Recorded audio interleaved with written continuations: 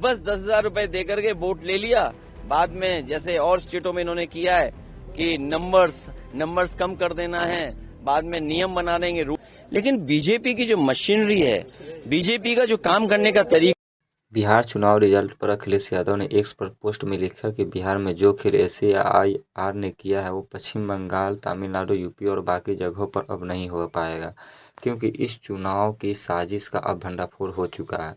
अब आगे हम ये खेल इनको नहीं खेलने देंगे। CCTV की तरह हमारा PPTV मतलब पीढ़ी पर हारी चौका न रहकर भाजपाइयों के मंसूबों को नाकाम करेगा। भाजपा दल नहीं है, छल है। डबल सेंचुरी मारने के बाद बिहार में भाजपा पर काफी गर्म दिखे अखिलेश यादव। आइए छोड़ते हैं पूरा वीडियो के साथ। लिया बाद में जैसे और स्टेटों में इन्होंने किया है कि नंबर्स कम कर देना है, बाद में नियम बना देंगे, रूल्स बना देंगे। बाद में पता लगा कि उतनी हमारी माता बहनों को मदद नहीं मिल रही। सेम महाराष्ट्र में और किसी स्टेट में इसी तरह का काम होता है। आप कैसे रीड करते हैं सर, क्योंकि काफी सालों से आप पॉलिटिक्स को देखते जा रहे हैं। बीजेपी का इस बेहतरीन विन कहा जा रहा है उनके तरफ से, एनडीए का बेहतरीन विन जेडीयू को, आप कैसे देखते हैं सर? नहीं, इतना सीट जीते हैं 202, डबल सेंचुरी, हजम नहीं हो रहा। I am not able to understand कि भाई ये रिजल्ट कैसे, अगर 202 आ सकते हैं तो जिस स्टेट में ज्यादा सीटें हैं, तो अगर 70%, 80% सीटें कोई पॉलिटिकल पार्टी जीत सकती है, तो दूसरी पॉलिटिकल पार्टी भी 90% लोगों के साथ काम करके, 90% लोगों के साथ काम करके मैं समझता हूं उनसे बेहतर परफॉर्म कर सकते हैं। क्योंकि अगर ये बेंचमार्क है तो इस बेंचमार्क को तो क्रॉस करना ही करना है हमें। लेकिन सर, जिस तरह से, एक लास्ट क्वेश्चन सर, आप इस इलेक्शन से क्या सबक सीख सकते हैं, या टीएमसी हो, जेडीयू हो, आप मेनली आरजेडी हो, या आपके एसपी तो बड़ी तगड़ी पार्टी है यूपी में, क्या एक सबक है कि किस दिशा में जाना चाहिए नेक्स्ट इलेक्शन में? यूपी में हम लोगों ने हार से ही सीखा है, और हार से ही सीखने का मौका मिलता है। जब आप बिल्कुल नीचे पहुंच जाते हैं तब आपको लगता है कि वो ऊंचाई पर कैसे पहुंचे हैं।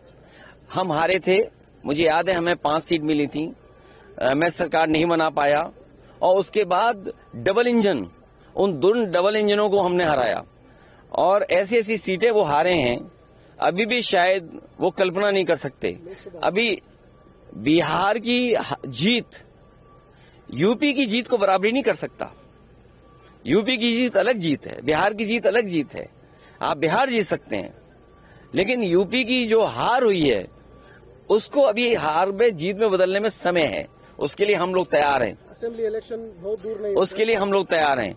आज हम और आप मिल रहे हैं, हो सकता है कि अगर 11 जनवरी 2027, अगर 11 जनवरी 2027 को डिक्लेयर होता है इलेक्शन, तो आज हमारे पास 423, 424 दिन है, और यूपी में 403 असेंबली हैं, तो हमारे पास 20 ही दिन तो स्पेयर में हैं। तो 20 ही दिन स्पेयर में, बाकी तो हमें काम ही करना है।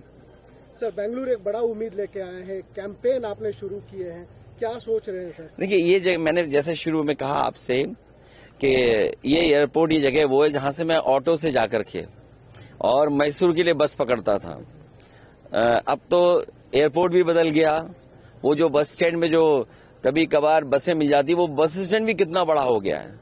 बेंगलोर में वहां पहुंचने पर 45 मिनट लगते थे, आज शायद ज्यादा समय लगेगा। पीएम एक बात बोले हैं सर कि ये रीजनल पार्टी से, कांग्रेस से, ये इन फाइटिंग से डर रही है, ये खुद टूटने वाली पार्टी से टूट भी सकती है।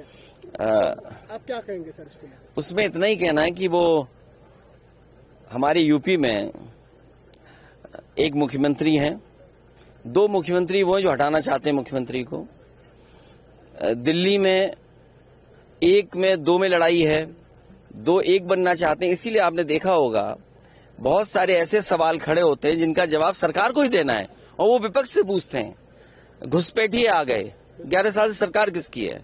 घुसपैठिए आए तो उन्हीं की सरकार में आए होंगे, तो कम से कम उन्हें ये बताना चाहिए कि 2014 से पहले कितने घुसपैठिए आए और 2014 के बाद आज तक कितने घुसपैठिए आए। अगर उनके पास संख्या नहीं है, इसका मतलब ये है कि वो आपस में एक दूसरे को नीचा दिखाना चाहते हैं।